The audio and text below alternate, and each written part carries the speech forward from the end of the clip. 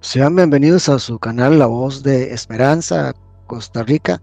Esta es la Escuela Bíblica Ministerial y estamos desarrollando el curso de Predicación Cristiana y hoy nos corresponde la lección número 7.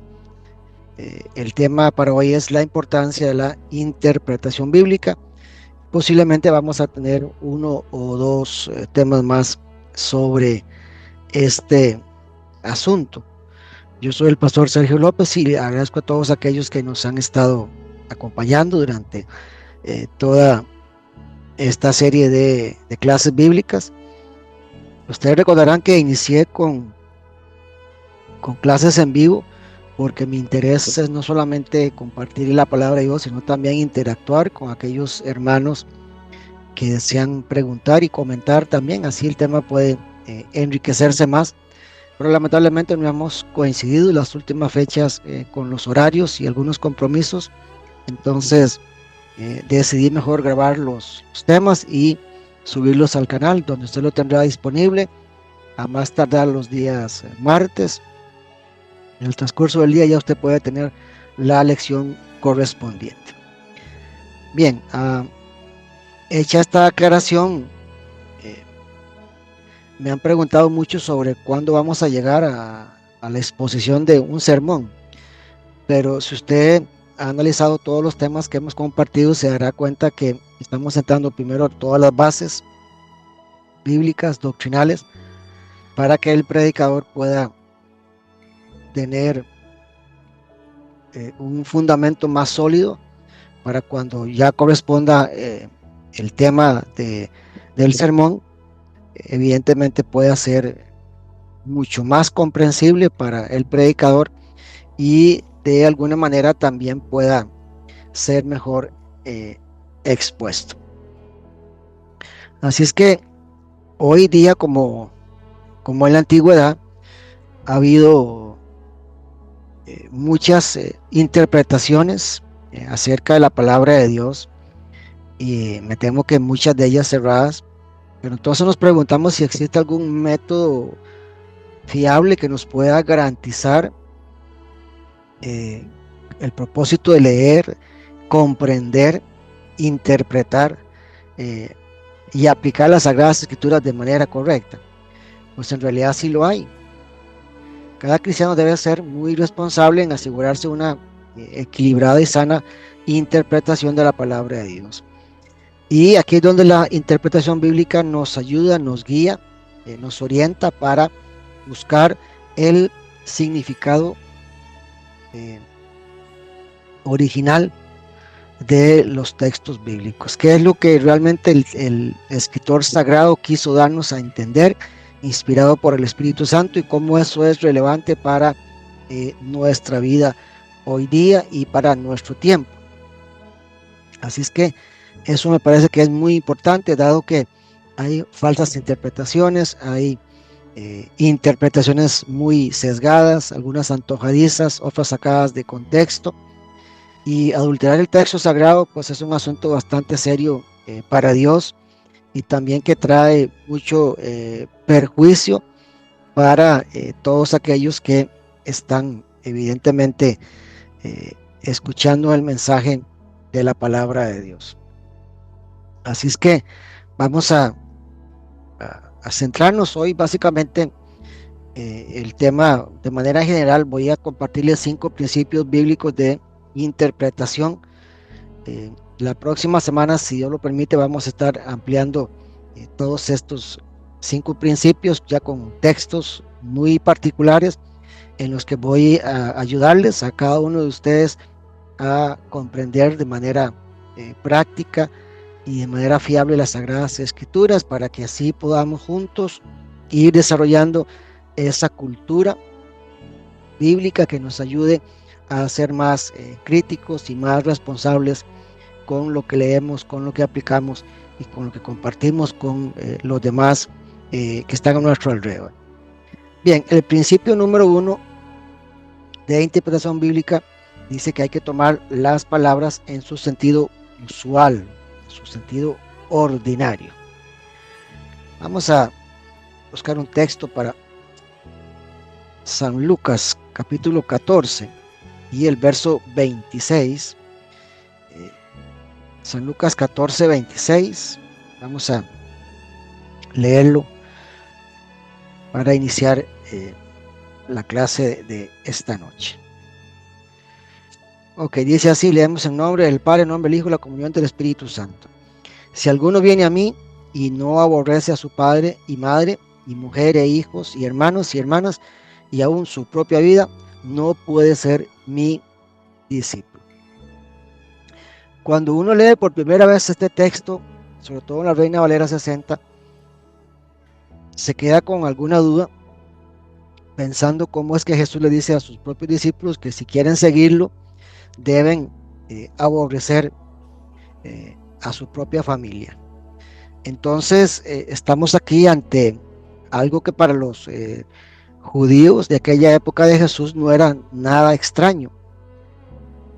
Aquí Jesús está usando algo que se llama hebraísmo, es una forma muy particular de hablar de los judíos, y ellos lo entendían perfectamente. Nuestra cultura es completamente distinta y para nosotros es muy distinto el tratar de tomar todos estos temas y ponerlos en nuestro contexto.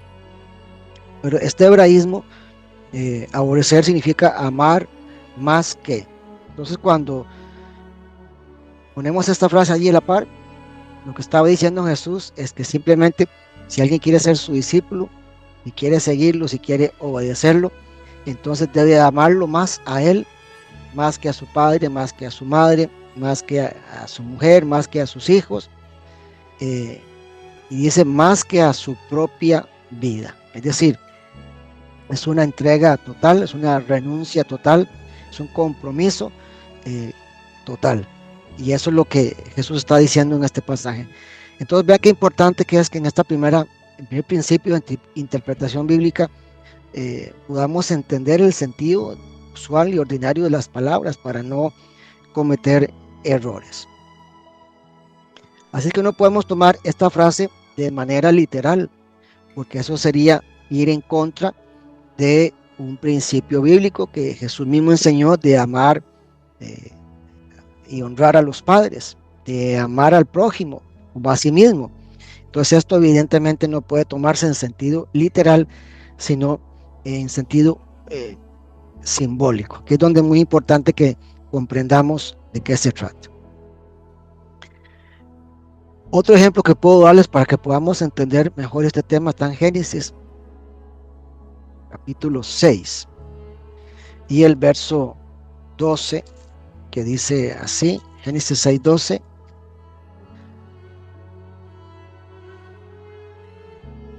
Y miró Dios la tierra, y aquí que estaba corrompida, porque toda carne había corrompido su camino sobre la tierra. Aquí la palabra carne significa persona, y la palabra camino significa modo de vida, puede significar también, depende del contexto, costumbres, o incluso puede significar religión. Así que si estas palabras las sacamos de contexto, van a tener un significado diferente. Esa misma palabra, evidentemente en Gálatas, tiene un significado muy distinto.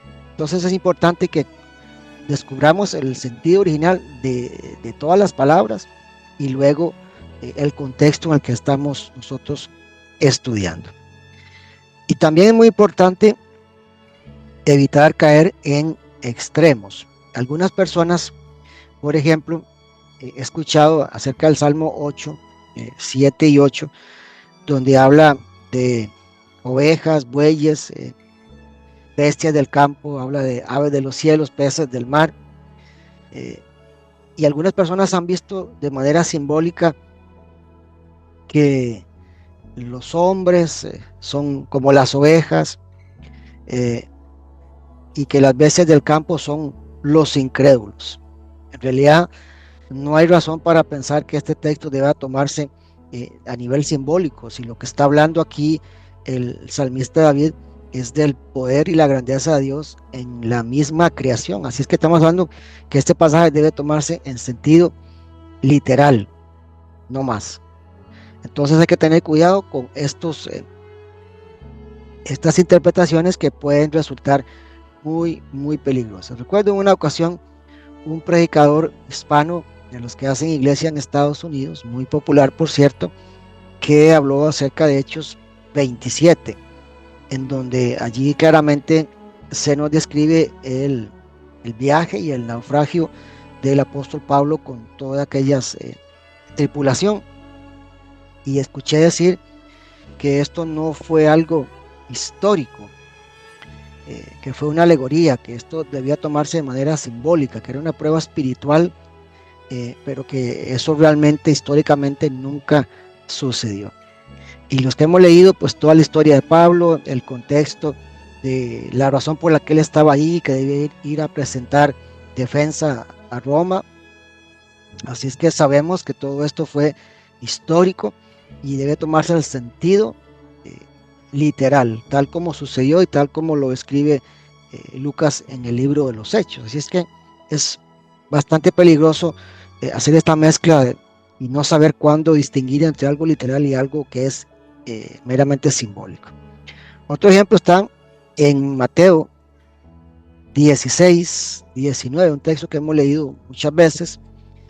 Dice, y a ti te daré las llaves del reino de los cielos, y todo lo que atares en la tierra será atado en los cielos, y todo lo que desatares en la tierra será desatado en los cielos. Lamentablemente, estas palabras atar y desatar se han usado en un mal contexto.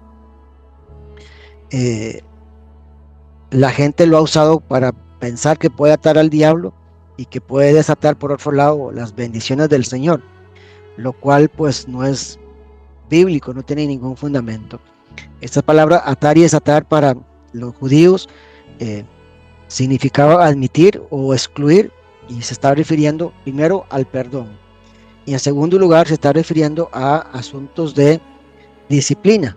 Así es que no tiene nada que ver, no tiene ninguna relación, ningún fundamento bíblico. Ha sido una mala interpretación de algunas personas, pero en realidad no tiene nada que ver con esa cultura a veces evangélica que es bastante perezosa para estudiar la palabra de Dios y que dan sus propias interpretaciones, sus propios pensamientos y creencias acerca de la forma en que interpretan la Biblia.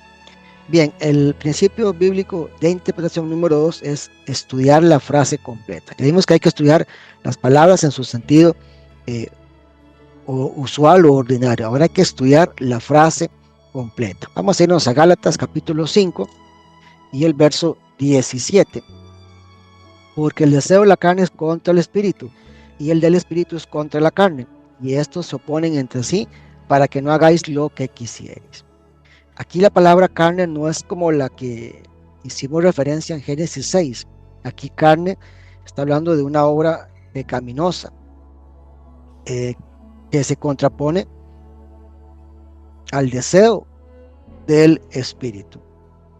Así es que tienen un sentido completamente distinto porque el contexto es diferente. Entonces hay que tener mucho cuidado cuando estudiamos estas frases completas. En Ezequiel hay otro ejemplo muy particular, Ezequiel 36 y el verso 26. Os daré corazón nuevo y pondré espíritu nuevo dentro de vosotros y quitaré de vuestra carne el corazón de piedra y os daré un corazón de carne. Aquí carne tiene otro sentido diferente. Aquí se habla más bien de manera positiva, dando a entender que Dios promete a Israel darle, si lo sigue, si lo obedece, un corazón de carne, es decir, un corazón sensible, humilde y dócil a los propósitos de Dios. Entonces, esta misma palabra carne, como hemos visto, tiene diferentes acepciones y diferentes usos de acuerdo al contexto que estamos nosotros leyendo. Por eso es muy importante tener en claro estas cosas. Y el otro ejemplo que quiero darle en este segundo punto de interpretación es, por ejemplo, la palabra ley, que aparece en muchas partes de la Biblia, pero tiene diferentes usos y diferentes aplicaciones.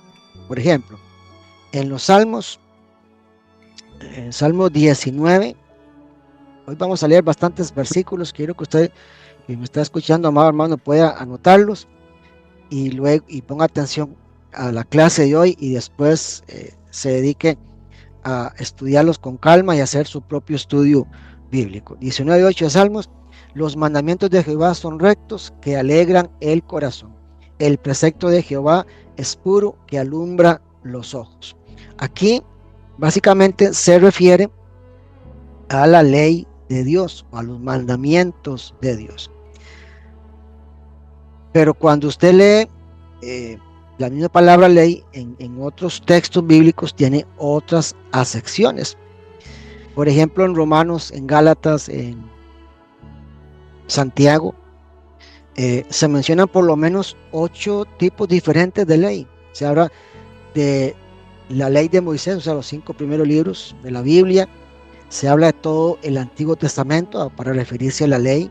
Se habla de los 10 mandamientos para referirse a la ley. Se habla de la ley civil de una nación. Se habla de la ley del poder del pecado.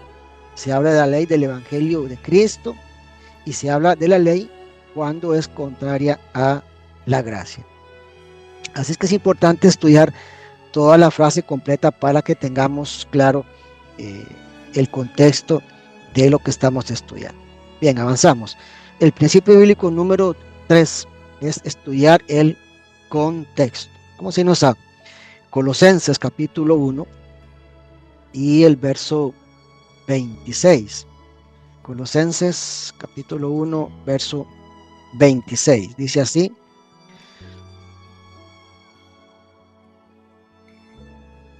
el misterio que había estado oculto desde los siglos y edades, pero que ahora ha sido manifestado a sus santos.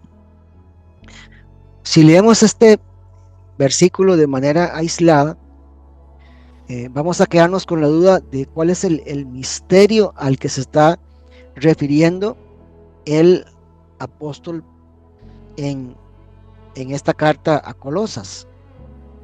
Aquí está hablando de misterio, pero no sabemos realmente de qué se trata. Pero cuando leemos el contexto posterior, es decir, el versículo siguiente, el verso 27 de Colosenses 1, allí se nos aclara cuál es el misterio que está siendo revelado. Dice: a quienes Dios quiso dar a conocer la riqueza de la gloria de este misterio entre los gentiles, que es Cristo en vosotros, la esperanza de gloria. Aquí nos damos cuenta, cuando leemos el contexto posterior de este pasaje, que del misterio del cual está hablando el apóstol Pablo se refiere ni más ni menos que a la salvación, que tiene que ver no solo para los judíos, sino también para los gentiles. Y este mismo principio, esta misma línea doctrinal la tiene el apóstol Pablo en la carta a los Efesios, el capítulo 1, vamos a leerlo, capítulo 1 y verso 9 y 10, que confirma esta misma verdad. Dice así: dándonos a conocer el misterio de su voluntad según su beneplácito, el cual se había propuesto en sí mismo de reunir todas las cosas en Cristo en la dispensación del cumplimiento de los tiempos, así los que están en los cielos como los que están en la tierra. Así es que este versículo, estos dos textos confirman lo que el apóstol Pablo trató de explicar en el libro, en la carta a los Colosenses. Por otro lado, vamos a Romanos, en el capítulo 6. Aquí hay un contexto que también nos puede servir como referencia. Y un texto muy particular, muy popular, que ya conocemos mucho, Romanos 6:23. Dice que la paga del pecado es la muerte. pero el contexto viene en el mismo versículo, nos da la otra parte, pero la dádiva o el regalo de Dios es vida eterna en Cristo Jesús. Así es que también estudiar el contexto nos va a guiar para determinar si una expresión debe tomarse al pie de la letra, de manera literal o en sentido figurado. Cuando no lo hacemos así, entonces podemos caer fácilmente en el error de interpretar algo que es simbólico de manera literal o viceversa. Entonces es muy importante que esto es clave para entender la Biblia. El otro contexto que quiero hablarle es de Mateo capítulo 15. San Mateo capítulo 15, allí el Señor explicó algo que los fariseos evidentemente no comprendieron. San Mateo capítulo 15. Vamos a leer solo algunos versículos, versículos 19 y 20, pero usted puede leer todo el capítulo con calma en su casa y puede sacarle más provecho. Porque del corazón salen los malos pensamientos, los homicidios, los adulterios, las fornicaciones, los hurtos, los falsos testimonios, las blasfemias. Estas cosas son las que contaminan al hombre, pero el comer con las manos sin lavar no contamina al hombre. Jesús aquí está hablando de una contaminación figurada, no literal. No quiso decir que debemos comer sin lavarnos las manos, significa que nos podemos enfermar. Habló internamente, habló del corazón, donde está el asiento de las emociones, de los pensamientos, de los buenos y malos. Los fariseos solo querían obedecer sus tradiciones humanas y costumbres por encima de los mandamientos de Dios. Lo malo es que lo que contamina el corazón del hombre fue lo que Jesús trató de enseñarles en esta ocasión, que lavarse las manos no está motivado por asuntos sanitarios, sino por el cumplimiento de sus rituales religiosos. Así es que de nada les podría servir si se lavaban las manos antes de comer, si sus corazones estaban llenos de hipocresía y de maldad. Así que debemos evitar estos extremos que son muy peligrosos a la hora de interpretar la Biblia.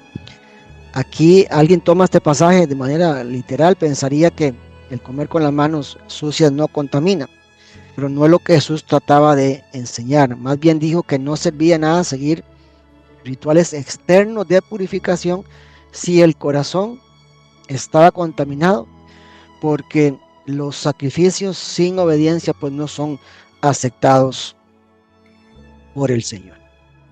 Ok, avanzamos con el cuarto principio de interpretación bíblica, es estudie el propósito del libro y del pasaje completo. No sé si ustedes sabían, pero hay algunos libros de la Biblia y algunas cartas que nos hablan acerca del propósito por el cual se escribió. Vamos a Proverbios, en capítulo 1, versos 1 al 4. Dice así: los proverbios de Salomón, hijo de David, rey de Israel, para entender sabiduría y doctrina, para conocer razones prudentes, para recibir el consejo de prudencia, justicia, juicio y equidad, para dar sagacidad a los simples y a los jóvenes inteligencia y cordura. Estos 4 versículos resumen de manera muy general, pero muy gráfica también, el propósito por el cual se escribió este libro de sabiduría de Proverbios que escribió el rey Salomón. Entonces, cuando usted lea cualquier otro versículo dentro de este mismo libro, no pierda de vista que este es el centro de lo que el autor sagrado quiso dejarnos a nosotros cuando leemos este libro, que es para adquirir sabiduría, cordura, inteligencia, buen juicio, para darnos sagacidad, para que seamos prudentes, justos. Entonces, esto es muy importante de comprender. Y también, como otro ejemplo que quiero darle, es el Evangelio según San Juan, en el capítulo 20. Allí también se nos habla del propósito por el cual el apóstol escribió este libro. Entonces, cuando usted lea todo el libro completo, el Evangelio de San Juan, no pierde de vista que este es el propósito por el cual él escribió este libro. San Juan 20:31, pero estas se han escrito para que creáis que Jesús es el Cristo, el Hijo de Dios, y para que creyendo tengáis vida en su nombre. Así que estos textos nos hablan abiertamente del propósito de estos libros. En el caso de Proverbios fueron escritos para entender sabiduría, conocimiento, cordura, entre otras cosas más. En el caso de Juan es dar a conocer a Jesús como el Hijo de Dios y para que creyendo en él podamos tener vida eterna. Entonces, en libros como Gálatas, por ejemplo, Colosenses, eh, Judas, usted puede encontrar que son libros apologéticos, es decir, que se escribieron para la defensa de la fe cristiana. Entonces ya con eso en mente usted puede leer incluso toda la carta o cualquier otro libro y ya se va a dar cuenta que tiene una buena base para no desviarse de lo más importante que el autor quiso dar a conocer. Ok, por otro lado también las enseñanzas de Jesús son muy importantes. Por ejemplo, Mateo 19 y Lucas 18, allí se nos habla acerca de mandamientos, la obediencia a los mandamientos que va a producir vida eterna, pero nosotros sabemos que la vida eterna solamente se obtiene por la gracia de Dios y mediante la fe en Jesucristo, el Hijo de Dios. Por eso Efesios 2, 8 y 9 confirman lo que Jesús estaba tratando de darles a entender allí, porque sobre todo los fariseos y las demás sectas religiosas del tiempo de Jesús pensaban que la obediencia a los rituales y a las tradiciones es lo que realmente les iba a dar entrada al reino de los cielos. Por otro lado, también vamos a descubrir en algún momento cuando más nos adentremos en la palabra de Dios que hay aparentes contradicciones. Y digo aparentes porque la Biblia no contiene errores, no contiene contradicciones. Ella misma se encarga de darnos la respuesta en otros pasajes que para nosotros son difíciles de comprender. Es decir, la Biblia se interpreta a sí misma. Por ejemplo, cuando estudiamos Romanos 3, 28 y por ejemplo Santiago 2, 24, estos hablan de la fe y hablan de las obras, pero estos pasajes no se contradicen, no son contrarios, más bien se complementan. El principio es el mismo, que la fe sin obras está muerta.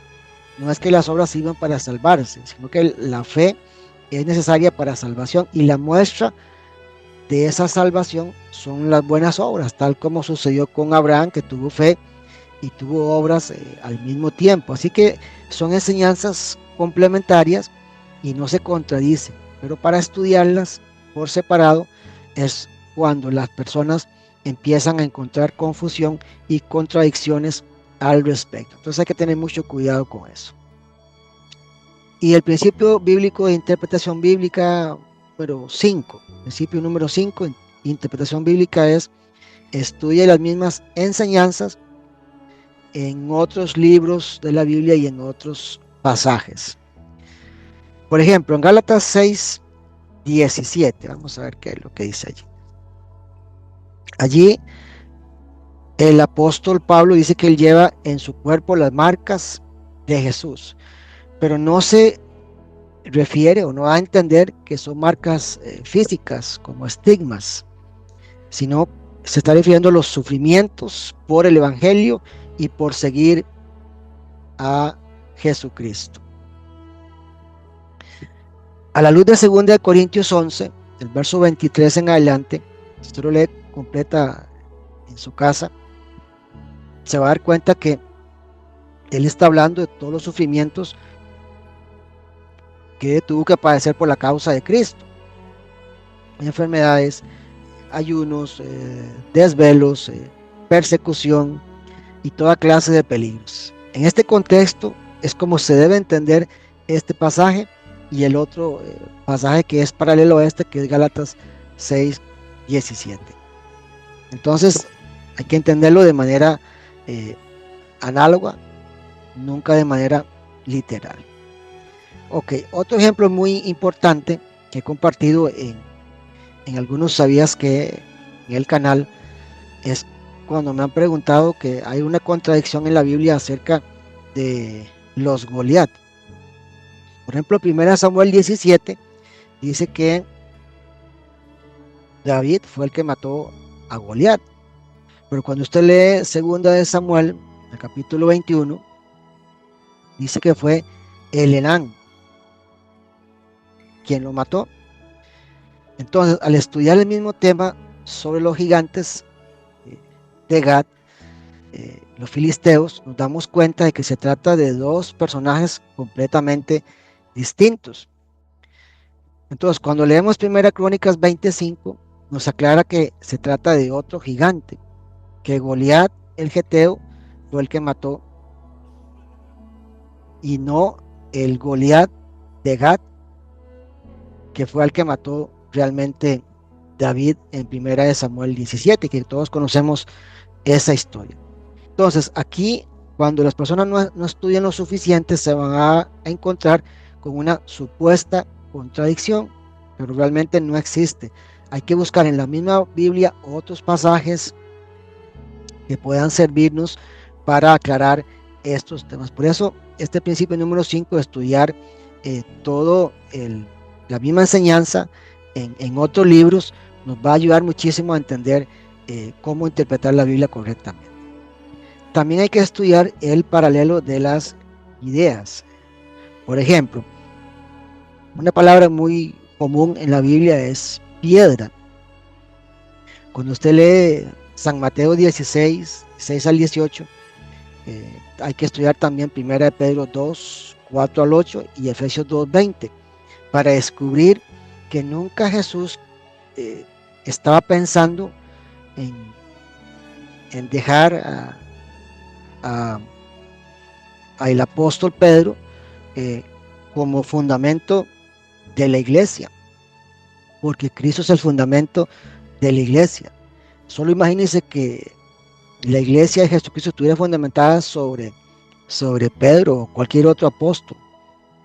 ¿Qué pasaría cuando ellos ya no estén? Simplemente la obra finaliza. Entonces, evidentemente, no podía estar hablando Jesús sobre esta interpretación que los católicos romanos la usan, la malinterpretan para sostener su doctrina de la asociación apostólica con Pedro y otorgársela al Papa, que ellos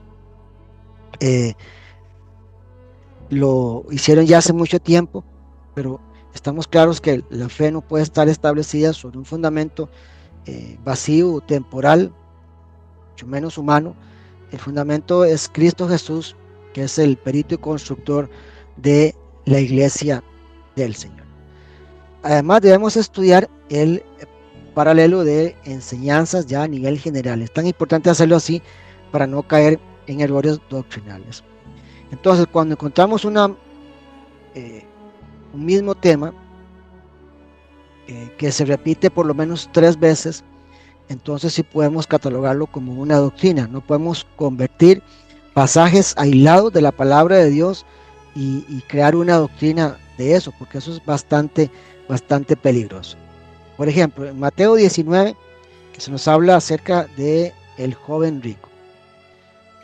Si no entendemos y no usamos estos 5 principios que le he compartido en esta lección, pudiéramos pensar que eso se aplica a todos los que tienen muchos bienes, a todos los ricos de este mundo.